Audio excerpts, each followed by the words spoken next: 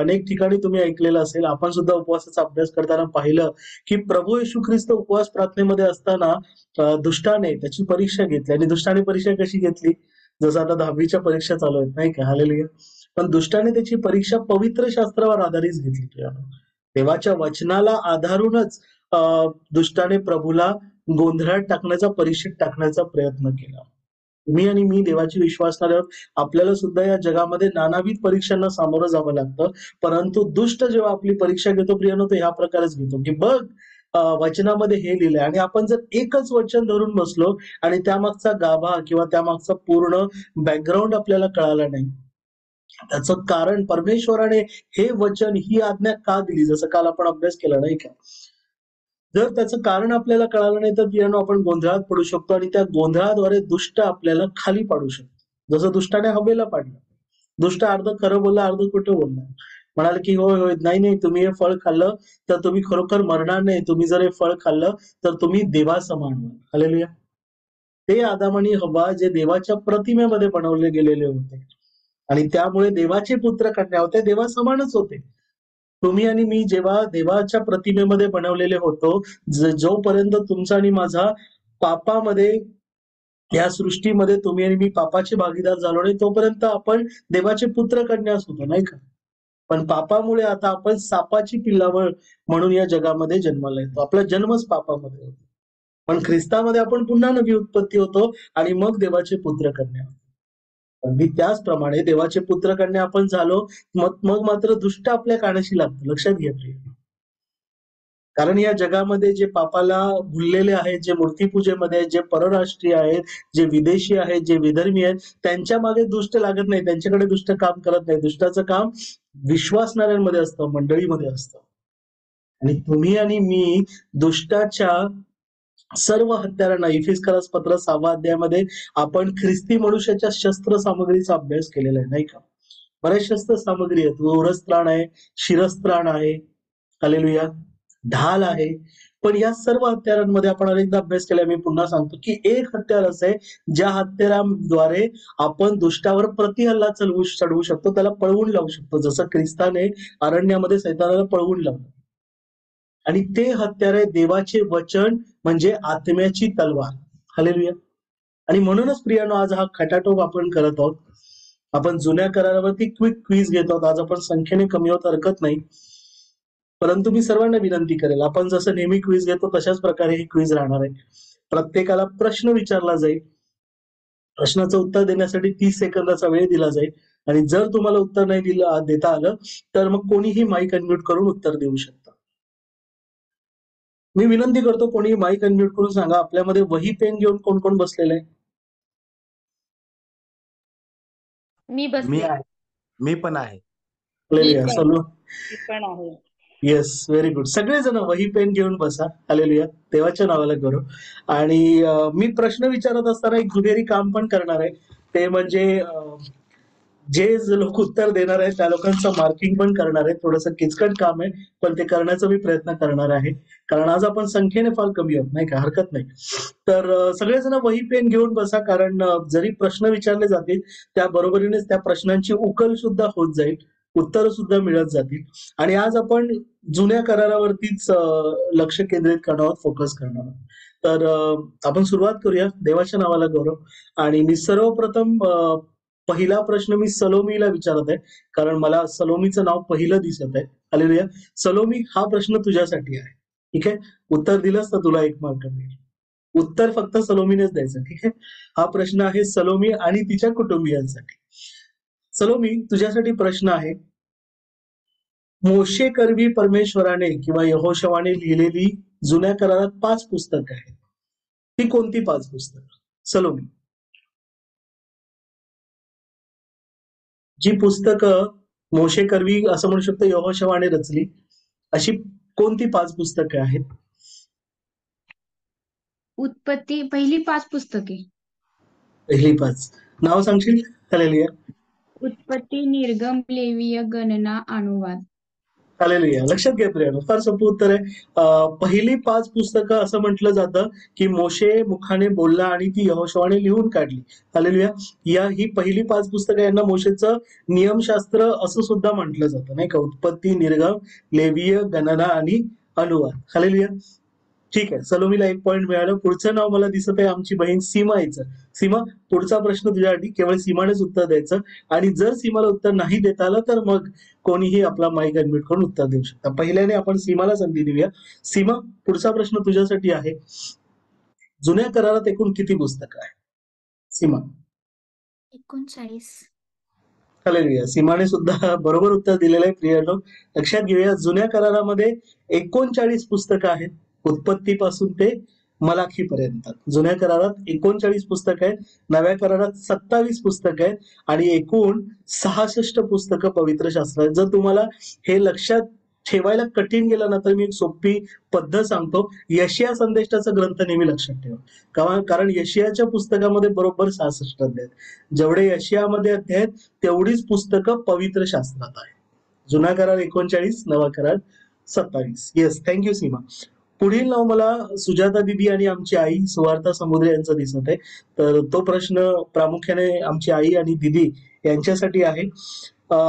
सुजाता दिदी, एदेन बागेमध्ये कोणत्या 4 नद्या होत्या? ह्याचं उत्तर केवळ सुजाता दिदी आणि सुवार्ता समुद्रे यांनीच द्यायचं. एदेन बागेमध्ये 4 नद्या होत्या. पिशोन, हिदकेल, फरात आणि गिदोन की गादोन असं ते नाव मला चालेल. 1 मार्क मिळणार. हालेलुया. मी नावं सांगतो, सर्वांनी लिहून घ्या जर लक्षात नसेल तर. पिशोन, गिहोन, हिदक्केल आणि फरात. ठीक आहे ना? पिशोन, गिहोन, हिदक्केल आणि फरात. हालेलुया. सुजाता दिदी यांना सुद्धा 1 मार्क मिळालेला आहे. पुढचं नाव मला नंदाताई यांचं दिसत आहे, नंदिनी समुद्रे. तर नंदाताई, हालेलुया. आवाज येतोय ना? बाबूराव समुद्रे नाव दिसत आहे. तर मी अज्युम करतो तिकडे नंदाताई आहेत का? सलोमी? हो आहे. हा, बोला. येस. नंदाताई, तुमच्यासाठी प्रश्न. हा बोला. अब्रामाच्या थोरल्या मुलाचं नाव काय? फक्त नंदाताईंनीच उत्तर द्यायचं. अब्रामाच्या पहिल्या मुलाचं नाव काय? इसाक. नाही, चुकलं. आता सगळ्यांसाठी ओपन आहे प्रश्न. इस्माईल. पहिला मला ना आवाज सलोमीचा आला, तर मी मार्क क्षमा करा, सलोमीचा पहिला आवाज आला. तर येस, इश्माईल. अब्रामाला जी सारीची दासी होती हगार, तिच्यापासून एक मुलगा झाला होता, जो अब्रामाचा देहदृष्ट्या आपण म्हणू शकतो पहिला मुलगा, कारण तो अब्रामाला हगारेपासून झाला. आणि अभिवचनाची संतती, असा जर तुम्हाला प्रश्न आला की परमेश्वराच्या अभिवचनानुसार अब्रामाला झालेलं संतान कोण, तर ते नाव आहे इसहाक. ठीक आहे. चला, पुढचा प्रश्न आमची नानी नीला समुद्रे यांच्यासाठी. नानी, पुढचा प्रश्न तुमच्यासाठी. परमेश्वराने संबंध सृष्टी किंवा पृथ्वी तिच्यातील अवघ किती दिवसात निर्माण केले? नानी.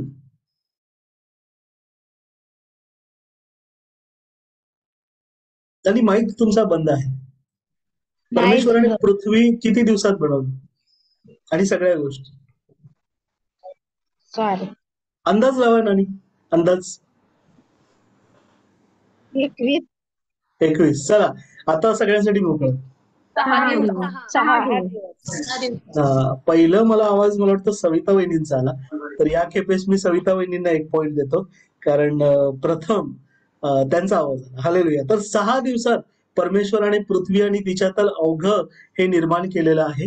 आणि 7व्या दिवशी परमेश्वराने परमविश्रामाचा दिवस ठेवला, कारण त्या दिवशी परमेश्वराने सर्व पूर्ण करून त्या कामापासून विश्रांती घेतली. म्हणून परमेश्वराने तो 7वा दिवस पवित्र ठरवला, त्याला आशीर्वाद दिला, ज्याला तुम्ही आणि मी शब्बात दिवस म्हणून ओळखतो, जो शुक्रवारी संध्याकाळी सुरू होतो आणि शनिवारी संध्याकाळी संपतो. हालेलुया. पुढचा प्रश्न आहे राजश्री सिस्टर यांच्यासाठी, राजश्री सोनावणे यांच्यासाठी. नोहाच्या काळामध्ये जलप्रलय येण्यापूर्वी नोहा जे तारू बांधत होता, तेव्हा नोहा किती वर्ष तारू बांधत असताना लोकांना सांगत होता, संदेश देत होता की जलप्रलय येणार आहे? राजश्री सिस्टर, नोहा किती वर्ष लोकांना हे सांगत होता?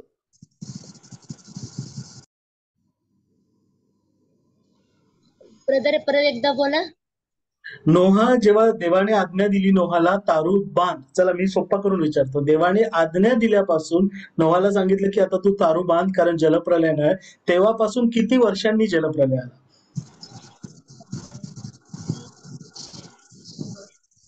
देवाने आज्ञा दिल्यानंतर जलप्रलय किती वर्षांनी आला?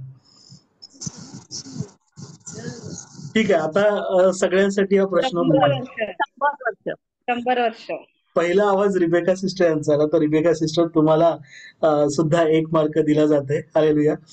100 वर्ष परमेश्वराने नोहाला जेव्हा आज्ञा केली तेव्हा नोहा 500 वर्षाचा होता आणि जेव्हा जलप्रलय आला तेव्हा नोहा 600 वर्षाचा होता. हालेलुया. पुढचा प्रश्न आहे रिबेका सिस्टर यांच्यासाठीच आहे. रिबेका सिस्टर यांचंच नाव मला पुढे दिसत आहे. रिबेका सिस्टर, पुढचा प्रश्न तुमच्यासाठी आहे.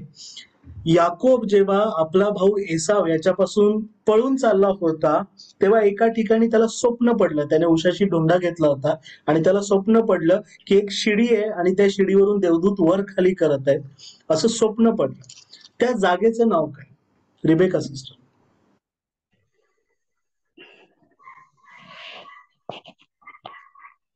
नाही माहिती. चालेल, आता सगळ्यांसाठी ओपन. कोण सांगणार? कोणाला माहिती आहे का?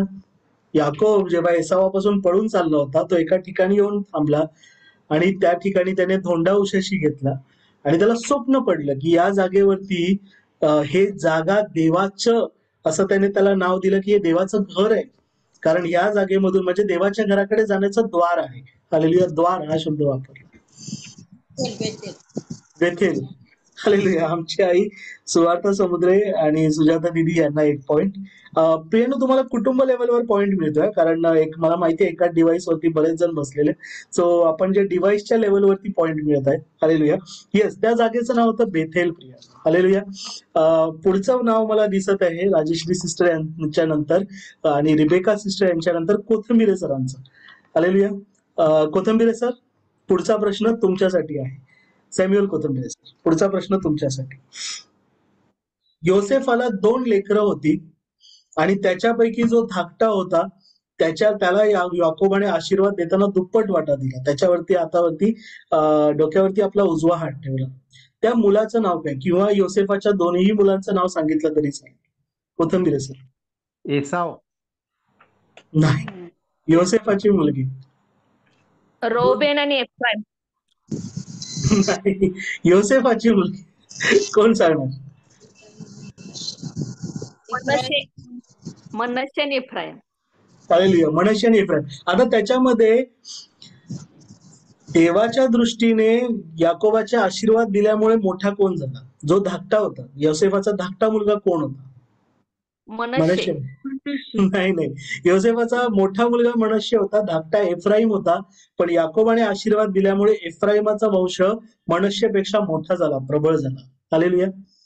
ठीक आहे. योसेफाला 2 मुलगे होते, मोठा मनश्शे, छोटा एफ्राईम. ठीक आहे. चला आता आपण पुढे जाऊया.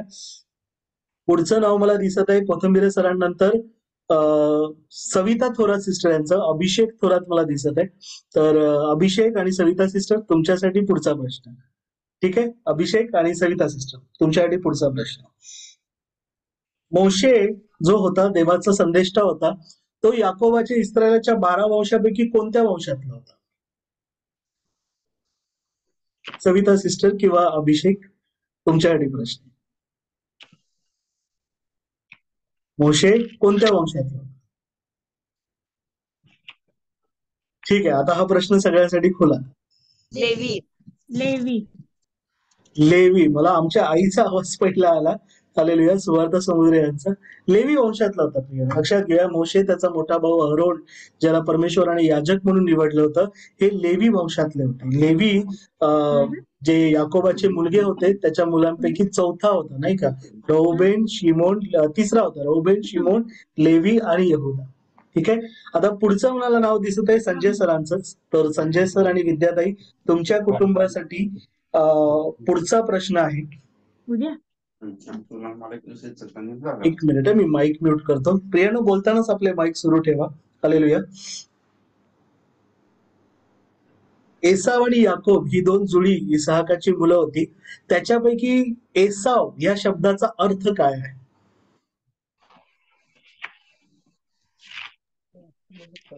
फसवणार फसवणारा याकोब होता. एसाव शब्दाचा अर्थ सांगायचा. संजय सर, विद्याताई, तुमच्यासाठी प्रश्न. एसाव या शब्दाचा अर्थ काय?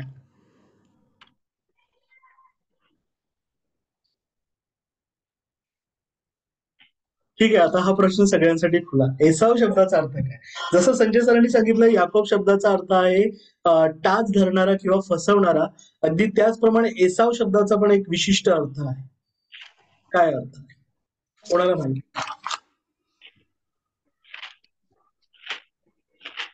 सर्वांचं ठीक हिरावून आहे. घेणारा, हिरावून घेणारा. नाही नाही, ते सुद्धा याकोबाचाच अर्थ आहे. केसाळ. केसाळ, हालेलुया. पांघरलेला किंवा केसाळ, केसांनी भरलेला, असा एसावाचा अर्थ होता. आणि अजून एक गोष्ट सांगतो प्रियानो, एसावाने जे तांबडं वरण होतं, ज्याला आपण मसूरची डाळ म्हणतो आपल्या बोलीभाषेमध्ये, त्याच्यासाठी आपला ज्येष्ठपणाचा हक्क विकला, म्हणून त्याला ते तांबडा हे उपनाव सुद्धा पडलं, ज्याचा अर्थ होतो अदोम. ठीक आहे प्रियानो, तर एसाव याचा अर्थ होतो केसाळ, केसांनी व्यापलेला किंवा पांघरलेला. हालेलुया. पुढचा प्रश्न आहे संजय सरांनंतर सविता वहिनी यांच्यासाठी. सविता वहिनी आणि प्रशांत दादा, पिंटू दादा यांच्या कुटुंबियांसाठी पुढचा प्रश्न तुमच्यासाठी आहे. मिस्रामध्ये इस्रायलाने किती वर्ष दास्य केलं? सविता वहिनी. इतरांनी जर कोणी उत्तर दिलं ना आधी, तर त्यांचे मार्क मायनस होतील. हा प्रश्न सविता वहिनीसाठी. किती? 400 वर्ष. 400. थोडा अंक चुकला. येस येस, कोण सांग? 40. दादा प्रश्न पुन्हा विचार. इस्रायलाने मिस्राचं किती वर्ष दास्य केलं? किती वर्ष ते मिस्राच्या दास्यत्वात होते?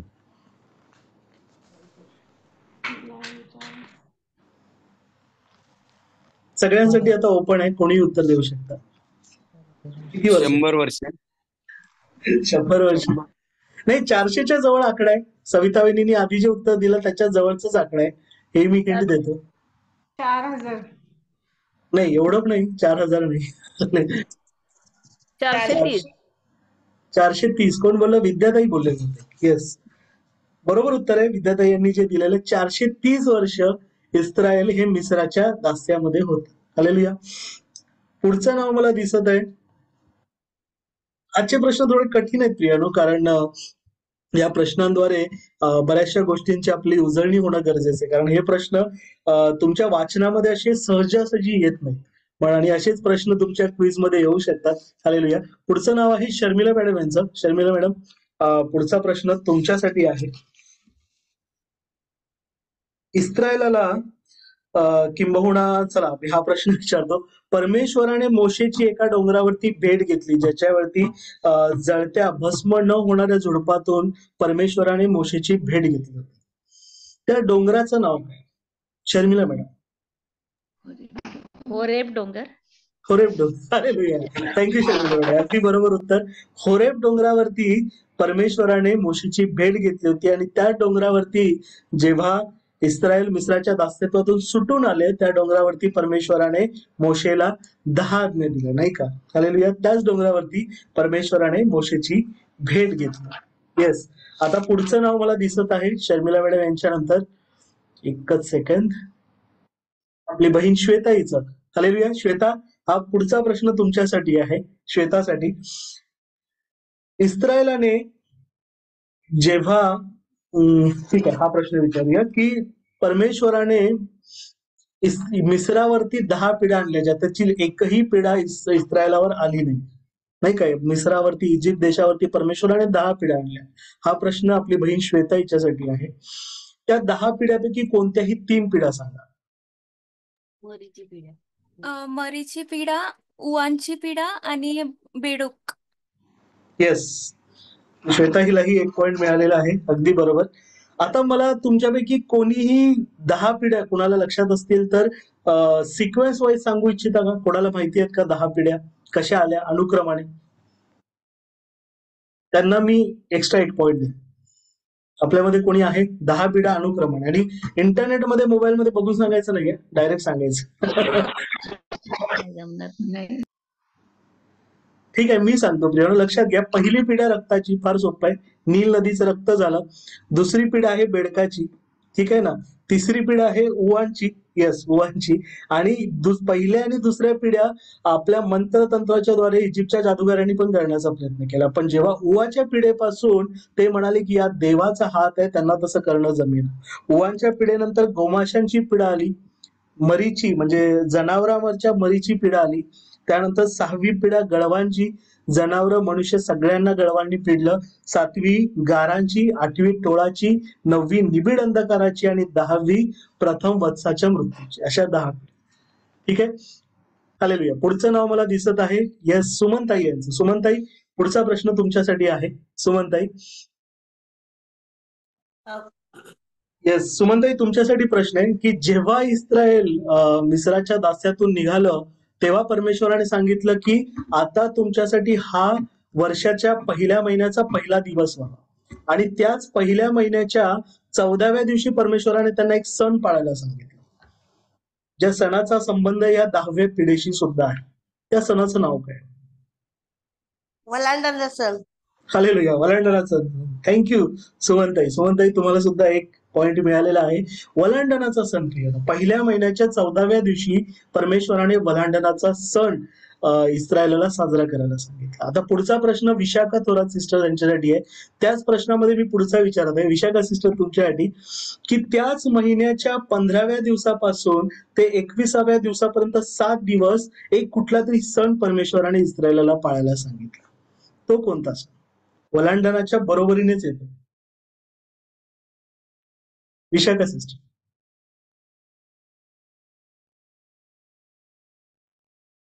ठीक आहे. आता हा प्रश्न सगळ्यांसाठी खुला. मांडवाचा सण. पेंटिफल. पेंटिफल. बेखमीर भाकरीचा सण. बेखमीर भाकरीचा सण. हालेलुया. बेखमीर भाकरीचा सण. बेखमीर भाकरीचा सण. 15व्या दिवसापासून 21व्या दिवसापर्यंत परमेश्वराने सांगितलं तुम्ही जुनं खमीर सगळं काढून टाका. ते मिस्रातून निघाले होते नाही का, जुन्या गोष्टी, जुनं खमीर, मूर्तीपूजेच्या वस्तू सगळ्या पाठी ठेवायला देवाने सांगितलं होतं. आणि त्याची आठवण पिढ्या पिढ्या राहावी म्हणून परमेश्वराने सांगितलं की 15व्या दिवसापासून ते 21व्या दिवसापर्यंत तुम्ही बेखमीर भाकरीचा सण साजरा करावा. ठीक आहे. मला पुढचं नाव दिसत आहे शिवाजी हिरे साहेबांचं. हिरे साहेब, पुढचा प्रश्न तुमच्यासाठी आहे. मोशेला एक भाऊ आणि एक बहीण होती. हालेलुया. ज्यांचा पवित्र शास्त्रात उल्लेख आहे. त्या भावाचं आणि बहिणीचं नाव काय? हिरे साहेब. मोशेला एक मोठा भाऊ होता आणि बहीण पण मोठीच होती. त्यांचं नाव काय? भावाचं नाव अरुण, बहिणीचं नाव नाही सांगता येणार. चालेल, मिरियम. याच्यासाठी तुम्हाला एक पॉइंट देतो. मिरियम. नाही, मी हिरे साहेबांनाच पॉइंट देतो, कारण त्यांनी भावाचं नाव सांगितलं. बहिणीचं नाव मिरियम, जसं सलोमी आणि विद्याताई यांनी सांगितलं. बहीण मिरियम आणि भाऊ अहरोन. बहीण सर्वात मोठी होती मिरियम, त्यानंतर अहरोन, आणि अरुणापेक्षा 3 वर्ष लहान मोशे होता. हालेलुया. चला, आणि आपल्यामध्ये आता मगाशी थोड्या वेळपूर्वी प्रभात राऊत साहेब जॉईन झाले. तर पुढचा प्रश्न प्रभात राऊत साहेब तुमच्यासाठी. राऊत साहेब, तुमच्यासाठी प्रश्न विचारत आहे. हा, बोला सर. येस. इसहाकाच्या पत्नीचं नाव काय?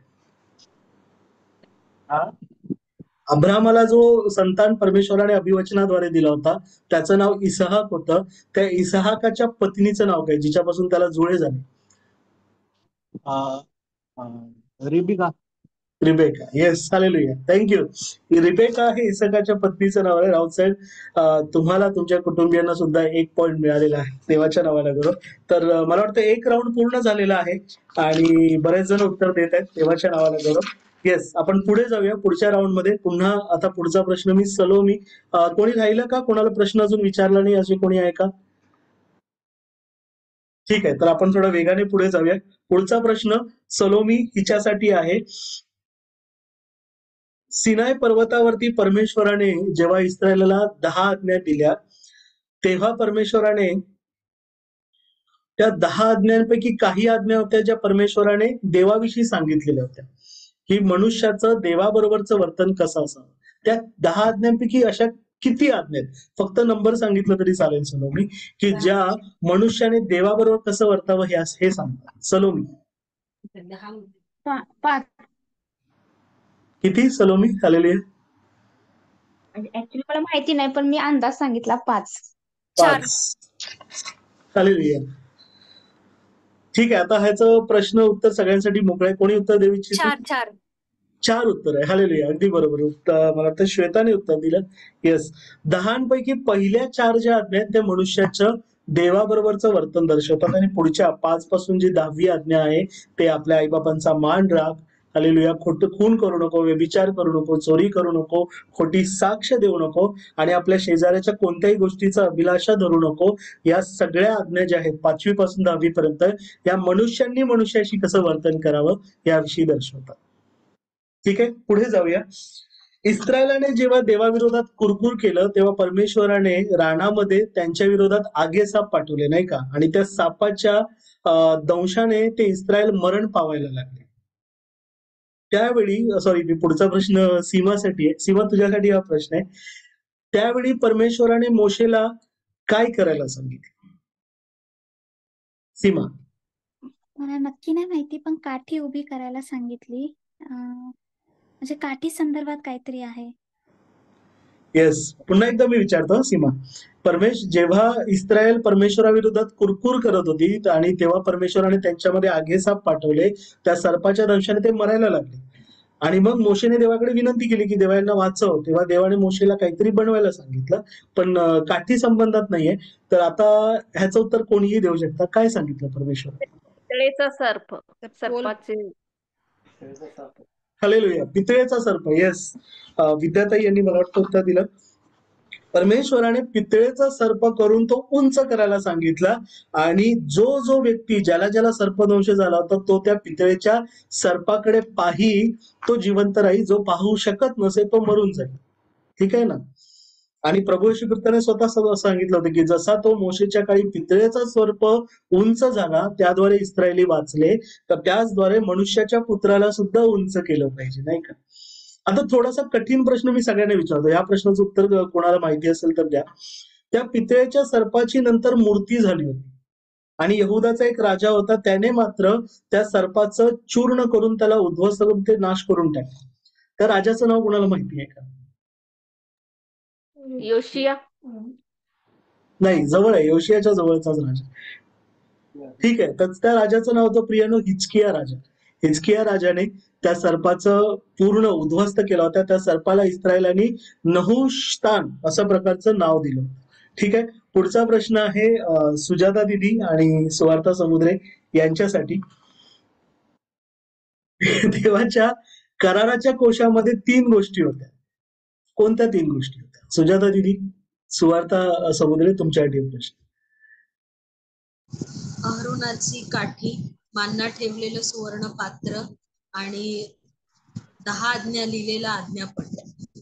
हालेलुया. दगडाच्या 2 पाट्या होत्या ज्याच्यावरती 10 आज्ञा देवाने आपल्या हाताने करून दिल्या होत्या आणि सुवर्ण पात्रामध्ये ठेवलेला मांडा होता आणि अहरोनाची कळ्या आलेली काठी, या 3 गोष्टी कराराच्या कोशामध्ये होत्या. येस, सुवार्ता समुद्रे आणि दिदी, तुम्हाला सुद्धा 1 पॉइंट मिळालेला आहे. पुढचं नाव मला दिसत आहे सविता थोरात सिस्टर यांचं. सविता थोरात आणि अभिषेक, पुढचा प्रश्न तुमच्यासाठी आहे. हालेलुया. देवाच्या या कराराच्या कोशावरती एक आसन होतं, एक ज्याला आपण म्हणू शकतो ना, एक बैठकीचं जागा होती, खुर्चीसारखे आसन होतं. त्या आसनाला परमेश्वराने एक नाव दिलं होतं. त्या आसनाचं नाव काय? परमेश्वराने त्याला काय संबोधलं होतं? सविता सिस्टर. पवित्र स्थान. पवित्र आसन. येस, ठीक आहे. आता याचं उत्तर कोणीही देऊ शकतं. Mercy seat. येस येस, विद्याताई आणि रिबेका दोघींचा एकत्रच आवाज आला, तर दोघींनाही मी 1 पॉइंट देत आहे. मर्सी सीट, नाही का? दयासन, दयेचं आसन. कारण परमेश्वर मोशेला म्हणाला होता या आसनातून मी तुमच्याशी भेटत जाईन, तुमच्याशी बोलत जाईन. आता या आसनावरती देवाचे 2 दूत, पुढचा प्रश्न आहे नंदाताई तुमच्यासाठी. या दयासनावरती 2 दूत पाखर घालतील अशी रचना करण्यासाठी परमेश्वराने मोशेला आज्ञा दिली होती. हा प्रश्न नंदाताई तुमच्यासाठी आहे. त्या दूतांचं नाव काय? त्या दूतांविषयी परमेश्वराने एक विशिष्ट शब्द वापरला. नंदाताई, तुमच्यासाठी हा प्रश्न आहे.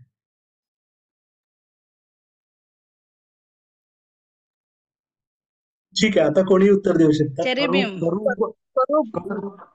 करूब पहिला आवाज रिबेका सिस्टर आणि कोथंबिरे सरांचा आला. त्यांनी इंग्रजीमध्ये सांगितलं आणि कोथंबिरे सरांनी मराठीत सांगितलं. अगदी बरोबर आहे. करूब देवाच्या देवाच्या दयासनावरती पाखर घालणारे दूत आहेत. आपण प्रकटीकरणामध्ये पण अभ्यास करू. या दूतांचं काम आहे की देवासाठी आराधना करणं, स्तुती करणं, आणि ह्या दूतांना करूब म्हटलं जातं, चिरुबीम म्हटलं जातं. हालेलुया. आणि रिबेका सिस्टर यांनी बरोबर उत्तर दिलेलं आहे. त्यांच्या बरोबरीने कोथंबिरे सर यांनी सुद्धा अगदी बरोबर उत्तर दिलेलं आहे. येस, पुढचं नाव मला दिसत आहे आमची नानी यांचं. नानी नीला समुद्रे, तुमच्यासाठी पुढचा प्रश्न. येस, परमेश्वराने इस्रायलाला आकाशातून 40 वर्ष काहीतरी दिलं खायला, ज्याद्वारे ते जिवंत राहिले. त्या पदार्थाचं, त्या डिशचं नाव काय? देवाने काय खायला दिले 40 वर्ष? नानी. पवित्र आत्मा. नाही, खाण्यासाठी काहीतरी दिलं. नानी थांबा, नानीलाच उत्तर दिलं. नानी, खाण्यासाठी काहीतरी दिलं बघा देवाने 40 वर्ष.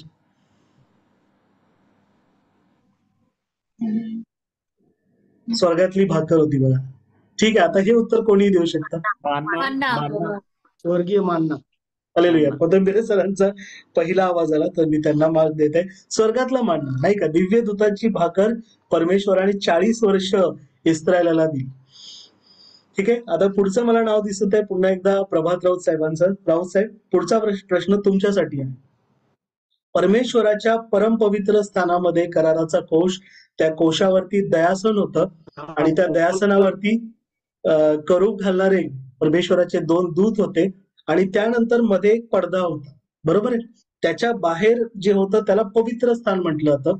त्या पवित्र स्थानामध्ये कोणत्या 3 गोष्टी होत्या? राऊत साहेब, त्या 3 गोष्टीपैकी एक गोष्ट मी सांगतो. त्या पवित्र स्थानामध्ये मध्यभागी जी होती ती होती होमवेदी, नाही का? धूपवेदी मध्यभागी. त्याच्या एका बाजूला काहीतरी एक होतं आणि दुसऱ्या बाजूला काहीतरी एक होतं. कोणत्या 2 गोष्टी होत्या पवित्र स्थानामध्ये?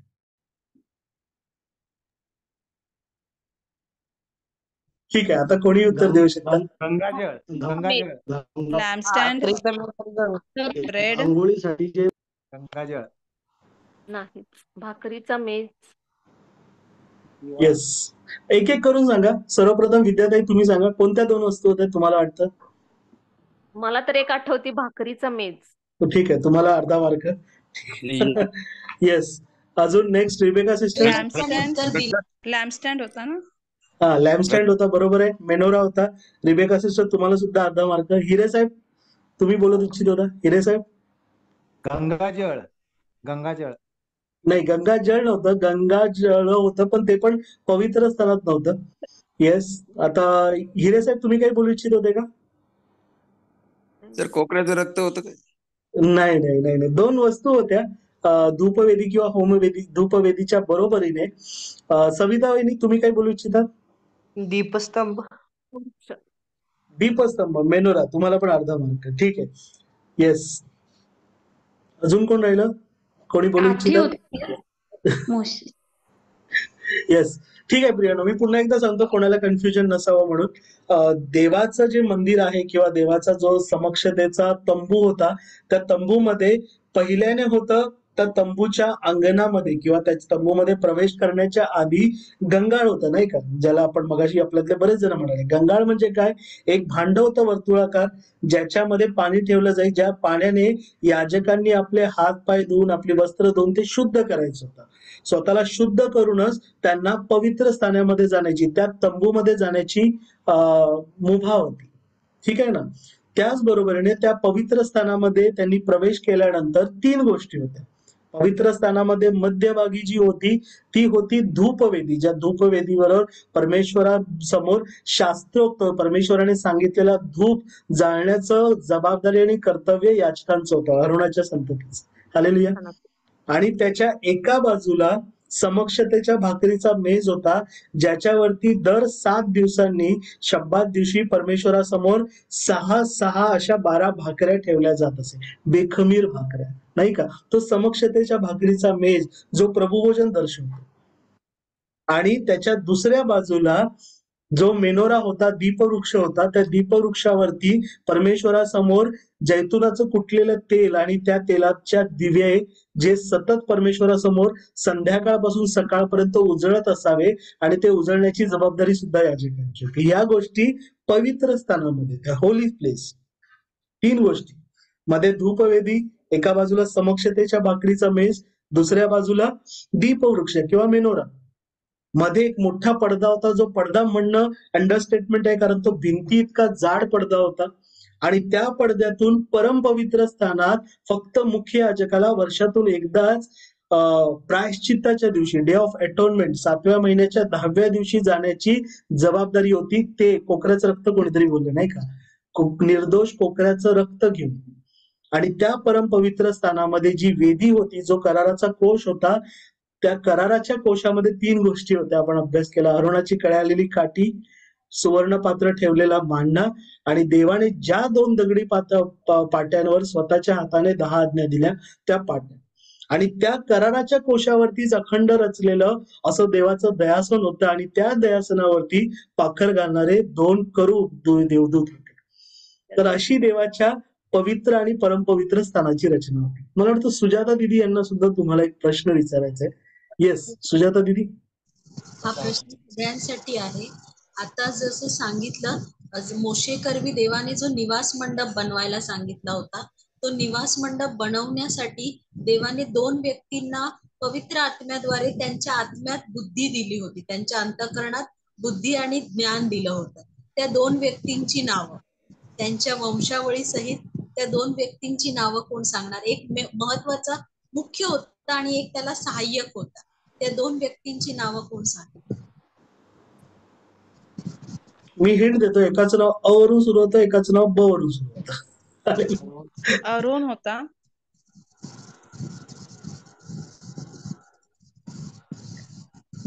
आणि दुसरा मध्ये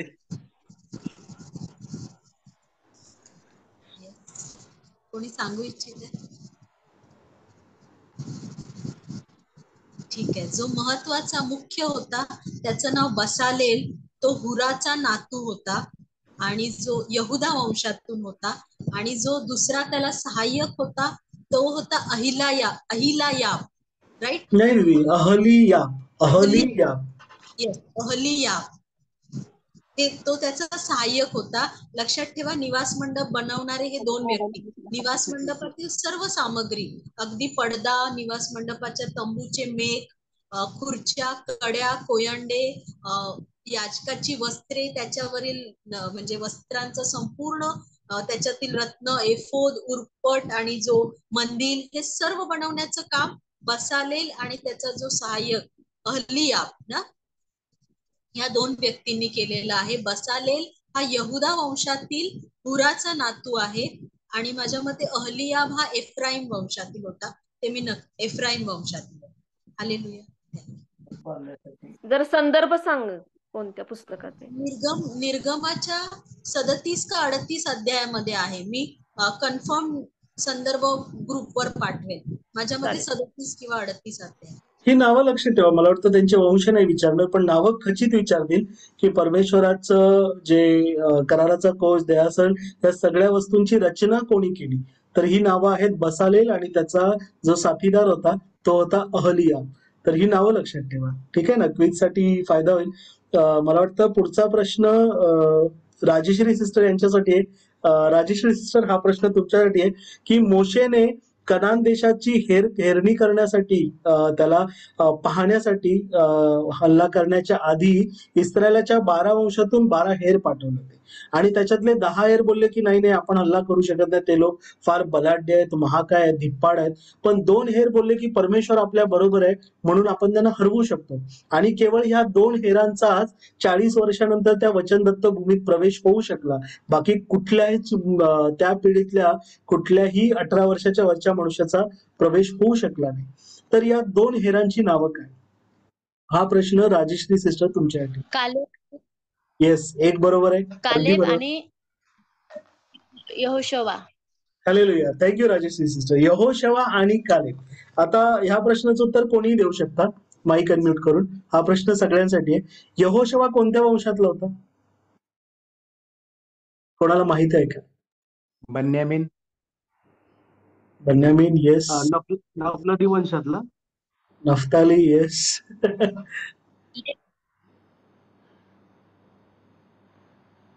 यहोशुआ एफ्राइमी वंशातला होता प्रिया. हालेलुया, एफ्राइमी वंशातला. आता पुढचा प्रश्न, कालेब कोणत्या वंशातला होता? चला,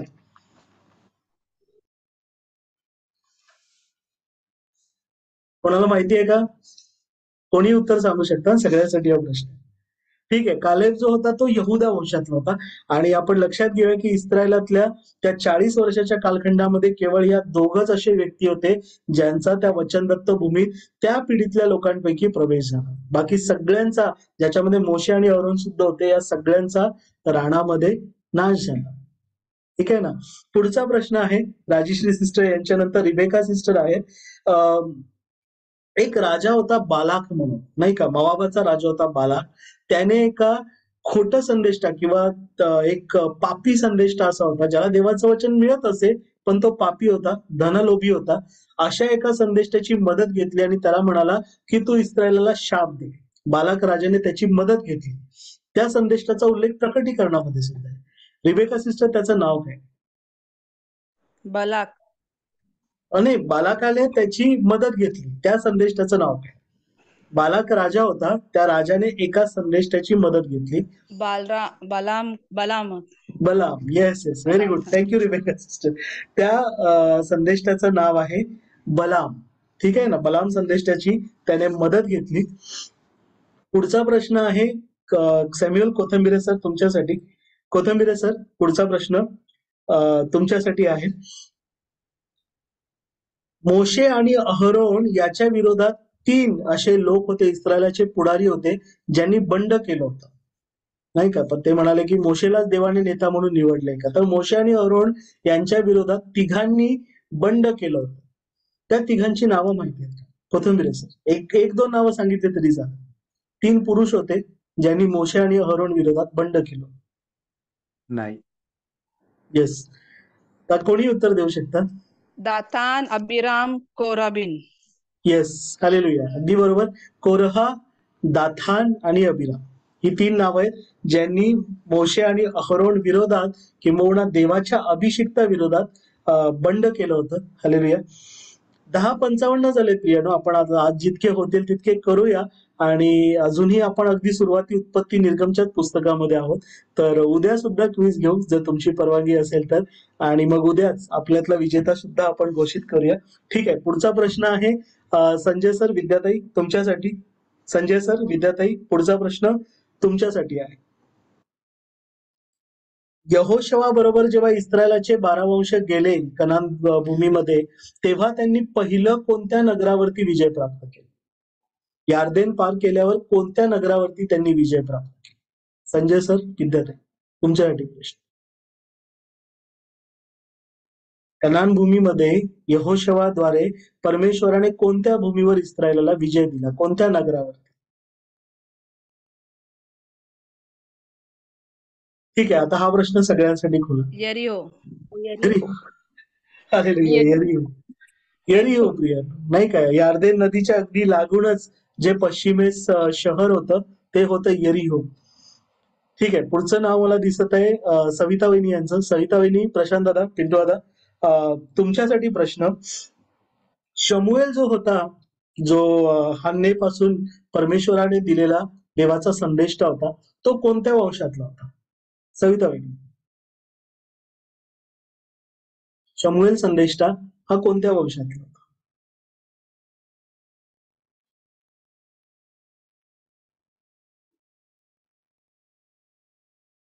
ठीक आहे, आता हा प्रश्न हा सविता वहिनी बोलू इच्छित आहे?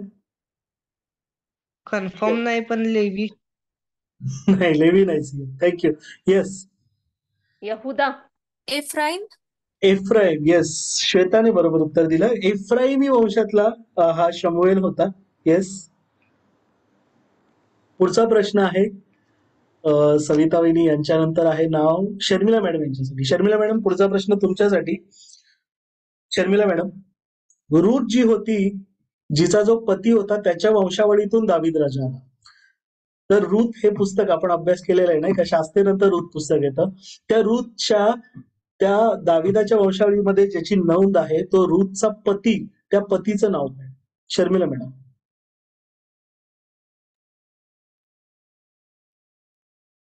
नाही ठीक आहे, आता बवाज, हालेलुया. बवाज आणि रूथ यांच्यापासून त्यांना ओबेद झाला, ओबेदाला इशाय झाला आणि इशायाला दावीद झाला. तर त्याचं नाव होतं बवाज. विद्याताई यांनी बरोबर सांगितलेले. हालेलुया.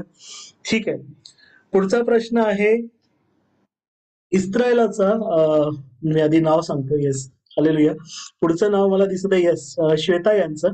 श्वेता, पुढचा प्रश्न तुमच्यासाठी आहे. पहिला इस्रायलाचा जो राजा होता, जो देवाने निवडलेला होता, शौल, तो कोणत्या वंशातला होता? श्वेता यांच्यासाठी प्रश्न. शौल कोणत्या वंशातला? नाही माहिती. येस, ठीक आहे. आता प्रश्न सगळ्यात. बन्यामीन. येस येस, राजेश्री सिस्टर बन्यामीन. आणि सियोन या दोघांनी एकत्रित उत्तर दिलेलं आहे. तर दोघांनाही एक एक पॉइंट मिळत आहे. हालेलुया. बन्यामिनी वंशातला होता शौल, नाही का? Very good. पुढचं नाव, 2-3 नावं दिसत आहेत, ती घेऊन आपण थांबूया. पुढचं नाव आहे सुमनताई तुमचं. सुमनताई, हा पुढचा प्रश्न तुमच्यासाठी आहे. शल्मोनानंतर परमेश्वराने दाविदाला राजा म्हणून घोषित केलं, नाही का? आणि दाविदाचा वडील जो इशाय होता, त्याला किती मुलगे होते? दावीद सगळ्यात धाकटा होता. तर त्या इशायाला दाविदा बरोबरीने किती भाऊ होते किंवा इशायाला किती मुलगे होते? सुमनताई, तुमच्यासाठी प्रश्न. इशायाला किती मुलगे होते? लक्षात येईन झाले इशायाला एकच मुलगा होता दावीद का? 8 होते. 8 होते, पण सलोमी विचारल्याच्या आधी सांगितलं तर मार्क मायनस होणार आहे. ठीक आहे, हरकत नाही. सलोमीने उत्तर बरोबर दिलेलं आहे. इशायाला 8 मुलगे होते, 7 मोठे होते आणि दावीद 8वा सर्वात धाकटा होता. येस, पुढचं नाव दिसत आहे. एकच मिनिट. विशाखा सिस्टर यांचं. विशाखा थोडा सिस्टर, पुढचा प्रश्न तुमच्यासाठी आहे. दावीद जो आहे, त्या दाविदानंतर परमेश्वराने कोणाला राजा केलं? दाविदाच्या मुलांपैकी एक राजा झाला, त्याचं नाव काय? दाविदानंतर कोण राजा झाला? विशाखा सिस्टर. ठीक आहे, आता कोणी उत्तर देऊ शकता? सलमोन. शल्मोन. हालेलुया. ह्याच्यामध्ये प्रियानो ट्रिक आहे, कारण शल्मोन आधी काही काळासाठी एकाने स्वतःला राजा म्हणून घोषित केलं होतं, तो होता अदोनिया. पण खऱ्या अर्थाने देवाने निवडलेला दाविदानंतर राजा हा शल्मोन झाला, ज्याच्या करवी देवाचं मंदिर बांधण्यात आलं. ठीक आहे, आता शेवटलं नाव आहे हिरे साहेबांचं, शिवाजी हिरे साहेब. पुढचा प्रश्न तुमच्यासाठी. शल्मोनाकरवी परमेश्वराने शल्मोनाकरवी परमेश्वराचं मंदिर बांधण्यात आलं एका नगरीमध्ये.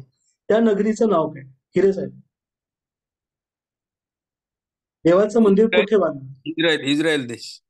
हा, पण शहर कोणतं, नगर कोणतं? यरुशलेम. यरुशलेम.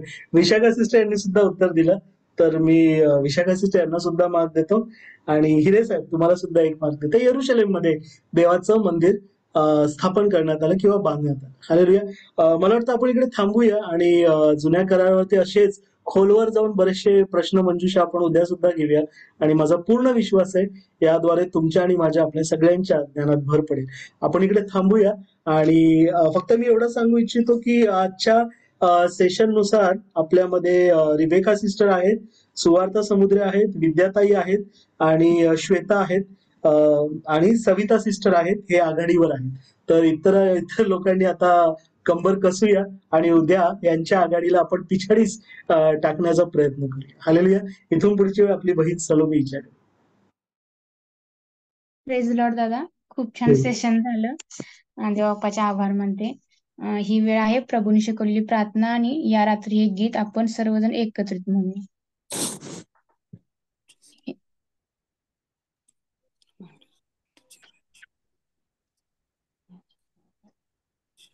हे आमच्या स्वर्गातील बाप्पा, तुझे नाव पवित्र मानले जाओ, तुझे राज्य येऊ, जसे स्वर्गात तसे पृथ्वी, तुझे इच्छेप्रमाणे हो. आमची रोजची भाकर तू आज आम्हास दे, आणि जसे आम्ही आपल्या ऋणातून सोडले आहे तशी तू आमची ऋणे आम्हास सोड, आणि आम्हास परीक्षेत आणू नकोस, तर आम्हास वाईटापासून सोडून, कारण की राज्य, सामर्थ्य आणि गौरव ही सर्व काळ तुझीच आहे. आमेन. या रात्री ईश्वरा तू मजला सांभाळ, आयुष्य आयुष्यभर राखीता करावा प्रतिपाल. आमेन. Hallelujah. Praise the Praise Lord, the Lord. सर्वांना. Good Hallelujah. night. Good night. Hallelujah. Hallelujah. Praise the lord. जय मसीह की. Good night. Good night. Praise the